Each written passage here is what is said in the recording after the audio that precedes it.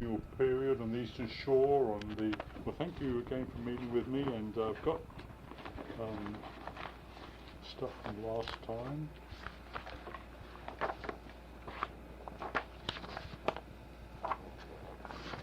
And actually, there's a letter left out there, right? L-Y-T, is it? Yeah. L-Y-T. I left the T out of it. It made it liar manner. L-Y-T-E-R. I very seldom All right. make my own mistake. And that's a tape of what we said. Okay. And then here's the note, copy of the notes of what we said. And there were a couple of little things I wanted to ask you about the Indians on the Eastern Shore. When we spoke about Fort Mims, you can understand the white folk were inside the fort, and they were with half-blooded people inside the fort, and the full-blooded were like outside. Would that be right? Well, it's the other way around. It was the half-blooded. Okay. A large percentage of them were half-blooded on the outside that attacked the Indians, and a lot of the full-blooded Indians didn't join the Red Stick movement. Okay. It was what was going on was a Creek Civil War. Okay. And in the Creek Civil War, they had, and you know, I keep escaping that word, and I've got somebody reading that book, and I can't find that book out to pick up that word I was going to pick up. That described half-bloods at the time, and be sure and get that word from us. It's a great word. And a lot of the full-blooded, peaceful Creeks didn't join that movement, and so they were inside the fort. Okay. All right. I heard that on the tape. And I thought, how could that make sense? How could that make sense? But that's what happened. And you mentioned Bear Point. Where is Bear Point?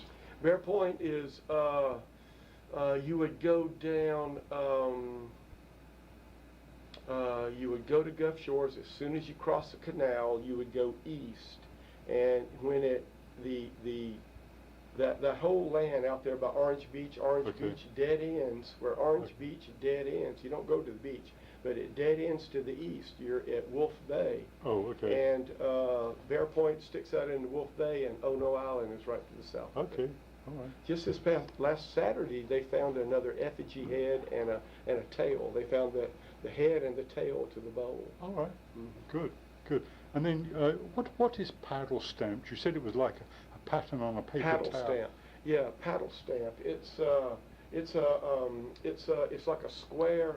It's like a square stamp. I've got some of it right there. So they did it by hand on the... No, they'd take a paddle and they just cut grooves this way and then grooves that way. And when you paddle it on there, it made a relief, a square relief pattern that looks like a paper towel. Oh, okay. It's a real common thing. Like depressions and rises in depression. In a square pattern. And how do you think their pottery was fired if there were Native Americans living all these south? How did they fire their pottery? At a campfire, you just take that pot that is to the touch feel that it is dried, you know, it's dry but it's not fired, and you set it mouth open toward the fire, and it will sit there, and the outside of it will sweat, and you'll see the outside of it sweat. And they would just watch it, and when the outside of it had quit sweating, then they would just kick it in the fire. And then by the next morning, it was fired. And it would be black on one side, tan on one side, and brownish on another. It would be different colors. So, but if you're going to fire by themselves, you will take the open jug and just put little sticks in it. And you'll start a small fire of just little sticks in the mouth of the pot. And you just slowly build it up, slowly build it up, slowly build it up, and then you build up a pretty good stick fire and let that burn down. And you give them the moisture a chance to escape. You give that moisture a chance to escape. And you mentioned an Indian named Tawassa, but he's not the same as Sequoia, right? Is that different? No, he was one of the Indians he was the brother of Tecumseh, and they were trying to excite the Red Sticks to go to war, and they were successful in starting the Creek Indian War in 1811, 1812. And then you mentioned tempered fibered pottery. Was there like fibers? Yeah, what they do, they would mix like straw and grass in the clay, and it would make for a real good pot, but then when you'd fire it, it'd be quite porous. So that would be just a good one to get your portion and eat out of, or that would be a good one just to pick berries in, or that would be one to clean your oysters in, and then pick them up and string them and dry them. You know, just a non-permanent, useful container. Just to hold something. Yeah. And when you go through there, you notice some misspellings because there's some words there I've never came across. Like you mentioned Rangier clam. Yeah, it's a type of clam. R-A-N-G-I-E-R, something It looks like like R-A-N-G-I-A, yeah. And then there was another word that I came across, Whedon. Whedon. And I misspelled it all the way through, but... I think it's W-E-E-D-E-N, Whedon. Yeah, I put iron at the end. Uh-huh. If there's some big corrections to make, just let me have it back and I'll type it up and give you a corrected thing. Okay, But, so I will take time Sure. later. I can't believe I splouted out all this stuff. Well, no, it's all good stuff, because it's all good stuff that you know and I didn't know, and Well, I'm hoping you find it useful. it is very interesting. And we're moving on now to the colonial period, and I guess the first people were the Spanish explorers, so I guess probably didn't leave much behind them. We have, the initial the ones. Spanish weren't builders, and the Spanish were more takers, and the first period in occupation, I don't know of anything but just a few scant relics. They have found some coins, they have found some rosary stuff, they have found some things they claim were DeSoto's, but there's very little from the early occupation. And then after that came the French and Iberville in 1698. Okay, when the French they first in 1699, 1702 they built Fort St. Louis up at 27 Mile Bluff, and then they moved down in 1711. And in 1711 is when that's when the first French came over here. First thing they did is they found the clay that was here, and which was just right there on the shores. And then by 1717, when they built Fort Condy, they pulled the clay out of the banks over here to build the clay. On this side of the bay? Uh-huh. All right. Yeah, right there at Montrose. Okay. Oh, from right there north of Fly Creek. Right there, barely north of Fly Creek. Red Bluff. Right. Red Bluff area. Okay. Now, then also what they did in 1711 when they came down, they started a creosote factory here where the American Legion and the Elks Club is. yeah. You mentioned that on the tour. I went on that bus tour Yeah, you gave right. me. Mm-hmm. Like you said, it was like a fig and laurel around there. Yeah, that's Okay. right. Yeah. And you said there were French families and there's slaves and. Yeah, and they built houses. They built buildings. They had a processing plant. They would make. They would drain the sap out of the pine trees and then scorch it. They would do a little more scorching. And what they did, they were driving off the turpentine, Okay. and they didn't know to like distill and catch the turpentine. They were just driving it off, and they were burning and scorching that and condensing it and putting it in barrels, and that's what they were making caulking out of. And caulking at that time was it would be like a cotton rope, and they would soak this cotton rope into that pitch, and then take what's called a caulking hammer and then drive that rope into the crack of a boat. Okay. And it would remain, it would give and take. You know, it remains flexible. Okay. And were there other English French around here on this part of the Eastern Shore at that time? There were You mentioned that there one was there. a Jazang family that were like French Creole, but they probably came from the New Orleans area. Okay. And that was about right after 1800. They had a small plantation on the north side of Big Head Gully. Oh, Big Head. And Kathy Donaldson said there's still Jasangs here and in Mobile, but I've never known any. Still here. Okay. And they're Creole people. Also on that bus tour, when we drove around Gambino's, you said, "Oh, Gambino's is a big archaeological site." Yeah, it's that's what when I first became the director of this museum, I had a representative of the Alabama Historical Commission to say, now that's a real important site. You've got to help us protect that. It's almost secretive. We don't want people to know that's an important site. So first thing I did is go around and around the trees and on the ground and the surface, and I picked up several pieces of lead glazed earthenware. You know, would be colonial period pottery there. I mean, just little giblets of it, like 1/8 inch square, little tiny little pieces of it. But I kind of knew what I was looking at, and found a little bit of that there. And then when the city did made a small parking lot for the Elks Club there, I told the city, hey, we got a place here. We gotta watch out for archaeology there. So as they scraped it off little by little, I had them just not dig right into it, but just scrape it off little by little. It turned out that that was a parking lot for the La Corona Club, and so in the 1930s, kids just slid in and slid out of there, and slid in, slid out of there, and all the surface, that was gone. Okay. So when they made that parking lot, there was no archaeology there. So when it was colonial period stuff, but from your lead glaze, do you know which group were there? Or? No, I didn't know. I didn't. It was just, during that time they would bring in fiance, they would bring in Pueblo ware from New Mexico. Okay. They would bring in different ones from different places, and so I didn't really have enough to really know what I had. I could just look at it and tell it was unvitrified clay with the lead glaze on it. From that period. From that period. Right. I just knew it just generally, And then also on the bus tour you mentioned on Molokai Lane, you said that was like a pre-colonial site. Yeah. What happened on Molokai Lane? Actually, that wasn't pre-Columbian. That wasn't really colonial. That was in about the 1850s. Oh, okay, late. Yeah. Yeah, that was in the 1850s. That was before Civil War. That was called Stapleton Station. Okay. Another interesting, you want me to tell you about Stapleton Station? Yeah. There was a Davy Crockett Stapleton. Okay, yeah, you mentioned her on the tour. Yeah. He was, in 1859, he was the tax collector for Baldwin County as well as the Baldwin County Sheriff. And there at Stapleton Station, he had a stagecoach stop and a telegraph office. Okay. And that made him a very important site there.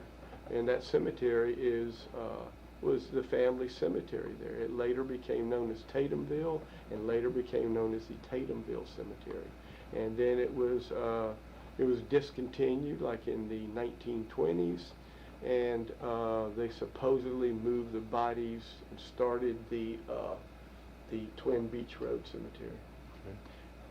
So the turpentine was probably the only thing going on in this part of the Eastern Shore during the French period. Yeah, there was across the gully from there was in 1763, when the French and Indian War was over, it became British Mobile. Okay. That stopped the turpentine plant there, okay. And it brought in the British agent. In charge of British Mobile was Edmund Weggs. Okay, I got him here. And Edmund Weggs looked around and saw the Eastern Shore and really admired the Eastern Shore and set a plantation. Now, he doesn't mean he actually had to live there. Plantation means you plant it to make money. And so he made a plantation at the Blakely site, and he made a plantation down here on the Big Head Gully. And it was the Edmund Weggs plantation, and that was for mostly cattle. It was a cattle plantation. Yeah, I think I read somewhere that other sort of plantations you think about, growing cotton or crops, but often it was cattle. Yeah. Plantation means it's actually planted, that somebody who has money is actually planting the plantation. Now, in our concept from our watching Gone with the Wind, we think it's a rich family just grew themselves richer and richer and richer by being successful at farming, whereas the actual concept of plantation means that a person is investing money by setting up a farm. And they had to work the land to be able to keep it, I think, or they had to show some improvement on the land to be able to hang on. In early times, it was, if it's successful, it's successful. Okay. Like there was a big one in Spanish Fork called the Roshan Plantation. It was also just some maps. Well, first of all, the British, I guess. So this is from that Major Robert Farmer book, and they talk about Croftown, and then they said there was like a fort in Montrose or Fort Crofton. It was called the Village, and the site of that village moved from one place to another. With that little point there, this is a pretty good map. And this little point right there is where they found the Roshan plantation all around here, and the original Spanish fort to be right along there. Now their Spanish word for that, La Aldea. That sounds as French as a word can be, but that was the Spanish word for La Aldea was was this village. Now South Alabama And see, this almost denotes Daphne. South Alabama found a place where Village Point Park is. All right, that's right about where it is. Okay. Right there on the bluff there, and the bluffs are only about 5 feet high there. About 6 years ago, they found a French village there with French pottery around it, and it had palisade. It had a palisade wall around it. That's near where that parkland Village is. Point Park is. Yeah, It's along right. there. Yeah, well, it's right when you get to the Village Point Park where the restrooms are. They're here where there's property and personal houses there. Yeah. Right through there on the beach here where they've cleared up. Okay. That's where All right. that's where we did the dig. Sure. But what was this Fort Crofton that they found? I don't know that. You I don't know about that. Because I heard that in some talk somewhere, and then on this map here they talk about Croft Town, which is. Yeah. I can't tell you about Sure. that. I know that Farmer was actually up Fish River. He was up Fish River, almost where Potter's Bend is, which is right about from that point there, 7 miles west, right about there. And that was Farmers. on the bus tour, you mentioned that further down 98 there were 2 more cemeteries. You said one was like 1776. Did I hear you right? When we were taking the bus tour around Fairhope, you said there were a couple more cemeteries. Because you showed us the one, like the Stapleton one. Yeah, there's the one down there in Point Clear, but it's not that old. Okay. I thought you said there were 2 down there. One an early one, like from the Civil War period, and then one from 1812. Well, it was established before the Civil War in the 1830s and 1840s, and then they built Civil War graves. They added to it. They added to it Okay. with a Civil War grave. And what might be the other one I might have been talking about? I don't know. It might have been at Pilot Town down here in St. Andrews Bay. Right. There was a All right. cemetery. Right, and then you mentioned already Edmund Wiggs, and he had a place like around Paddock Drive, and Yeah, we've had people to bring us stuff from down there, cut nails and forged nails, and a really nice horse bridle it's a colonial construction. I even photographed it and sent it to the archaeologists at South Alabama, and they said, "This is nice." Okay. Okay. And he was there a long time, right? Because he got there like when the British was here, and he stayed there like to the 1800s. So he must have been like in residence, or there must have been activity there. Yeah. There wasn't anything to run them off, you know, until they were not businessly successful, or his family died away. I don't know. And when I went to that talk in 2000, you know, Centennial Hall, and the Holland lady was giving a talk. She showed, I think I have a copy here of the Admiralty map of the Eastern Shore. I think you have it on the wall outside here, don't you? British Admiralty map of the Eastern Shore from that period. I don't think so. Where did I see I don't have one of those. I have that map here, but I thought don't. there was one like a topographical. Oh, yes, I do. Yes, Oh, I do. Yes, and- it's downstairs. Oh, yes. right. And that, I call that before Fairhope was Fairhope. That has the Edwin Wiggs on it. That has the encampment of the detachment of the 61st Regulars. They were starting an encampment over there, but here came the American Revolution and stopped Okay. that. so where would that have been? That would have been at Red Bluff. Red Bluff. Yeah, Okay. that would have been at Red Bluff. Okay. Detachment of the encampment. So- Encampment of the detachment. So the British like had a. And that's one where I thought it was very clever how our southwest wind is the prevailing wind here, and so they had the blocks were diamond shaped, so that the blocks would catch that southwest wind, so Okay. that healthful breezes would roll up the street. And So I thought I that read was somewhere clever. they thought they were high enough to avoid any mosquitoes. Yeah. Thing. Okay. But those diamond-shaped blocks to catch that wind, I thought was real clever. Fairhope should have picked up on that. Fairhope should have done that. That would have been. I just thought that was clever how they thought to do that. And then I guess after the British really weren't around too long, and Yeah, Durnford. See, he was another agent. then the Spanish showed up in 1780 while the American Revolutionary War was going on. Yeah. So They did the Battle of Spanish Fort around the Rochons. So is that when the Spanish built their fort in Spanish Fort in that period? No, it was because the British were the Spanish had started in New Orleans and they were moving across the coast going to the east. Well, they had a hurricane that caught the Spanish fleet while they were in Mobile Bay, spread them out all over the place, so they were stymied for a year, and during that year of 1779, they built that encampment there. They just fortified that place where they're at, and because they were staying with the Rochans, they gave them the land, they built that encampment there, waiting for Galvez to gather his fleet back up. And during that time, that's when the British came over to attack them. They knew that they were digging in, so the British came back to attack them. And now, has USA Archaeology, have they excavated that site? Or Yeah. Because I remember once they were looking for something up there at Spanish Fort, and they couldn't find it. They had to dig up there looking for something.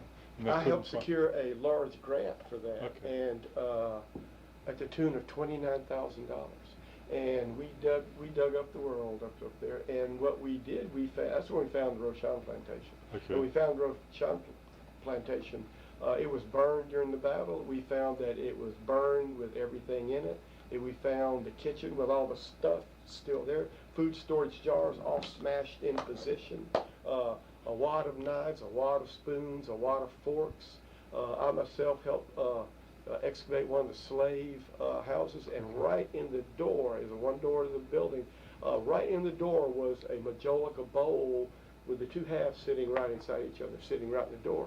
If that house had been used for any length of time, that bowl would have been kicked out of the way, or it would have never sat there. But the whole idea is the whole thing burned down, and we found plaster walls with outside intact and inside intact, with the foot all intact, burned right down to the ground where the house had burned. Okay, so that was the Rochan house. The Spanish fort, the fort itself is in another... about 50 feet away. Okay, all right. And that's been excavated as well. Yeah, what we found was we had the Confederates talked about taking the old Spanish fort, and they said exactly how they changed it. And those changes that they said were in evidence. Okay, yeah. So we thought, yes, that's definitely the place. Now what we did, we excavated across there almost down to bedrock, and we found bits of Rochan period pottery and glass and things like that, but we did not find hat plates, bent and broken bayonets, shot bullets, or like broken and bent buttons, things that would indicate a battle. We didn't find that there. You didn't? Okay. We didn't find it. I was extremely disappointed that we did. All right. Because it took a lot of effort to get those archaeology stuff there. Finally, we're gonna tell the story of this, and as they said, if it's not there, you can't find it. That's right. So we didn't find the signs of the battle. Has Red Bluff been excavated at all? No. In the sites there at Red Bluff, you can't, the surface area has changed so much there. Even those potters and potteries and kilns and stuff like that, you find no evidence of it. You don't find wasters, you don't find kiln furniture, you don't find any of that stuff. And it's quite amazing that you don't find intact archaeology at Red Bluff. Really? Yeah. Yeah, you don't. And they've looked. Okay. Was there anything from the Spanish period? Was there anything around Fairhope from the Spanish period, or which was up until the War of 1812? I don't know that there was. I don't think so. Nothing in this immediate area.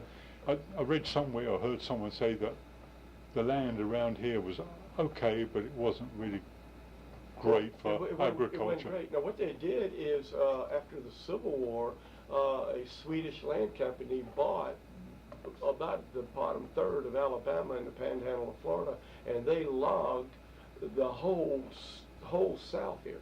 Okay. And logging it clear cut it completely. And then another thing they did is they sublet those the contracts to other companies who they would say, okay, you can log this now.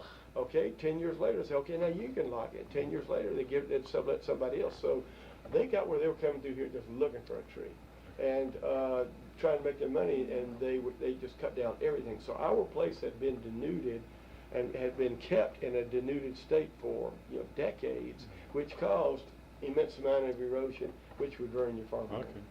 And then on the map here, it shows Durnford's Bluff. Where would that have been? You reckon? I don't know where that'd be. I don't know. Durnford came in with time of Whigs, and he was one of those British that came in. I think he was in charge, and Durnford was given the land over here. It's been a long time since I've read that. I can't quite remember where Durnford came in, but their names came up. But anyway, this part of Weg, this would be like Paddock would, and then Durnford would be up more towards Daphne. You're looking at this would be up there above Daphne. That would be, I'd say that'd be like Village Point Park, and that little point right there would be the Daphne Point. Okay. I'd say Daphne is right there. Daphne, all right, sure. So I think you're a hair above Daphne, almost where Village Point Park is. Okay, yeah. And also their map may be a little different. There were dough leaves in there. I'm seeing this as there's a lot of accuracy in this. The dough leaves were in that village area almost at this time. Seemed like it'd have dough leaves on it. And then one of those speakers at the in 2000, they said there was like a Spanish tavern in Daphne as well, because people would, when they were given a land grant, they said, you know, your land extends from the Spanish tavern here to the creek here. So that would do it. Sure. And then in 1813, the Americans took over this area, right? Because the Spanish were allies of the British, or allowed the British to ship here. And I want to talk with you about that next time around, and just deal with the colonial period here. That's the end of the colonial period, 1813. During the colonial period, where would roads have been around here? Like, it'd be hard pressed to do a road. If you had a logging company, you would make a logging road. As you know, they built small gauge movable railroads, and so that'd be road B. And then this was such an unpopulated place that it would grow up. Sure. So you didn't. These little dots that show all these roads, I know the ones coming out of Blakesley, one going to Stapleton, and one going to Pensacola. Be like dirt tracks. There'd be dirt trucks, and maybe have enough trail, enough, horses moving up and down them just to keep them intact. Because I think where Fort Morgan was, there was a fort there, like during the colonial period, and they might have had a road down this side of the bay to get there. Yeah, what they did is during World War II, they built these roads to move the army up and down in case there was an attack. So they made little bits and pieces of roads down the Fort Morgan Peninsula. There's still some of that intact in the Gulf State Park, and then went on down in the Panhandle of Florida in case the Japanese attacked, Gulf shores. And so right after the war, they call it the Dixie Graves Highway for the Governor Graves' wife, Dixie. Okay. And in 1946, they built the road out to Fort Morgan. Otherwise, before that, it was isolated, and you had to come and go by boat. And then Sean Holland, who gave a talk in 2000, is she still around, or did she leave? Yeah, she lives down there by where the Colonial Inn used to be. She mentioned it on her talk. She said there was a place called Yellow Bluff. Does that? Yeah, I don't know that. I'll admit she is much more brushed up on colonial period. She had British colonials in Pensacola, and she grew up in Pensacola, and so she's always kind of focused on the colonial period. So she's much sharper and more. And you mentioned potters, like were there any French potters around here? Yeah, there was an assortment of them, and they were. There's little bits and pieces of the French potters, like in Joey Brackner's book, that large book right there. He mentions how in the newspaper they refer to this potter, and then they refer to this one, and then they refer to that one. It gets kind of sketchy up until you get the three French potters, Marichal, Lacoste, and Lefebvre. Those are really the ones that got to be kind of documented because they're starting to keep tax records. And where were they located? Right here, right. Fly Creek. Marichal was in Fly Creek. Lefebvre was on the other side, and Lacoste he moved.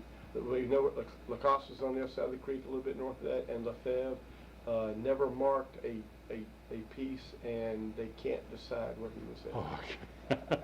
He didn't mark his pieces.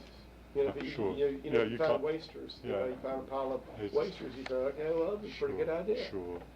And then I noticed on the Spanish map, a lot of these people wanted to live up here, so I guess that land was more fertile in the delta than down.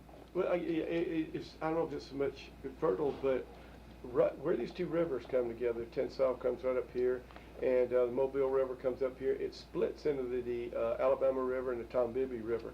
That area right there was probably the center, right off the map. Sure. That's the center of civilization during all this time, Sure. because that's where those big rivers came together. That was like the roads. That's where the interstates came together, and they were like that's why Fort Mims is there. All right. Fort Mims was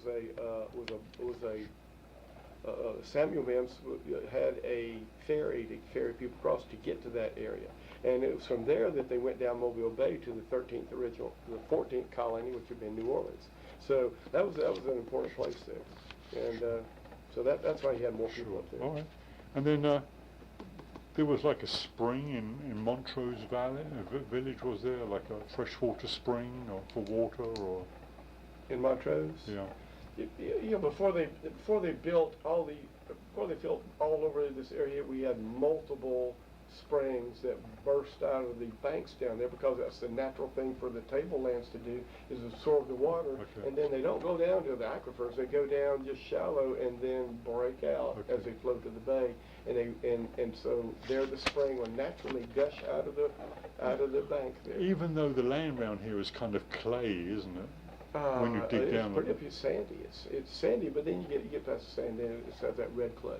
Okay, so even though it was clay, it still has. Well, the water would soak into it and then flow downhill, flow into the bay. Well, it would flow into a little creek that would be underground because of the way it's breaking. The land falls away. So even down there, they built that. They called it a artesian well, but it wasn't really an artesian well. Artesian wells really come from up deep, and these weren't coming from up deep. They were just coming from draining the lands up here. Now it wouldn't be suitable drinking water because it wasn't deep enough. Back then it was. Yeah. Right there where they built the first water pump was right there at the bottom of the hill, and that building is still there.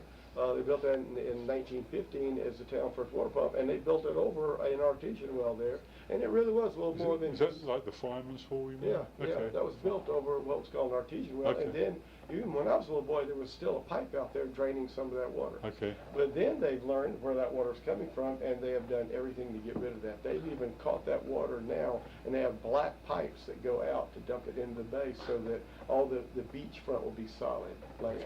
Okay. And it would be just water pouring through it. All right. And then Fly Creek, you reckon that is? Where does Fly Creek water come from? It comes from out where the Auburn Agricultural Experimental Station is. It makes where they built that Highway 13. It goes out to where it goes kind of south, almost to where the Colonial is. It kind of circles the Auburn Agricultural Experimental Station, and then it starts going south and crosses Highway 104. And that's like the headwaters of Fly Creek. And there's probably a spring out there then somewhere. No, there is a spring out there. Good. In fact, that new Highway 13 that goes up toward Malvis, it crosses that big long bridge there that they built across the wetlands, is right where it's really gathering into a flood type of creek. You probably know Will Blackburn, do you? Live down in the bay, Dr. Will Blackburn. His name's not coming to the mind. He's a bit eccentric, and he told me that it was fed by spring, but he lies, so I didn't know who was telling me the truth. He told you that what was fed? The Fly Creek was spring fed. Yeah, no, it's watershed. Right, sure. I think that just about does it for the colonial period, doesn't it? It does. Did I leave anything out? You know what? Just a minute ago, before you got here, I scribbled down stuff, and I think we talked about that. And it just things in the Red Bluff, and the Wegs, and Farmer on Fish River in 1800, and what in 1813 was in there. The farmer was he was given a Spanish land grant during the second Spanish occupation. And Farmer was given this land down on Fish River, and you see Farmer on here in several places. Well, I read the book about Farmer, and he had holdings here and then on the Mississippi River as well. He was so he was quite an entrepreneur. He had a place up going toward Stockton too, as a farmer. So he was quite an entrepreneur. I think he made use of it. All the resources available to government. Well, Donnie, I'm going to stop there. That's all right. Okay. We've covered the colonial period. I'm going to type it up and give you a copy. Okay. Sounds like fun. In a couple of weeks, maybe I can come back and you can we'll talk indeed. about. I will read through that and write on it with red. Anything if I made any mistake, let me have it back. I'll correct it and then return it to you. I'll be glad to. And That'd be fun to have in years to come. And then the next period would be War of 1812, and I guess through the Civil War. That'd be about right. Yeah. Sean Holland, when she gave her talk, she showed diagrams or drawings of British and soldiers from that period. Where would she have found those drawings? She, because she's been such an enthusiast, she has collected those up. She has a fine collection of maps. Okay. Frank Laraway is a real source of that kind of stuff. Okay. Frank Laraway has given us a copy of his maps, and anytime you'd like to look through our map drawer, you can look at ours.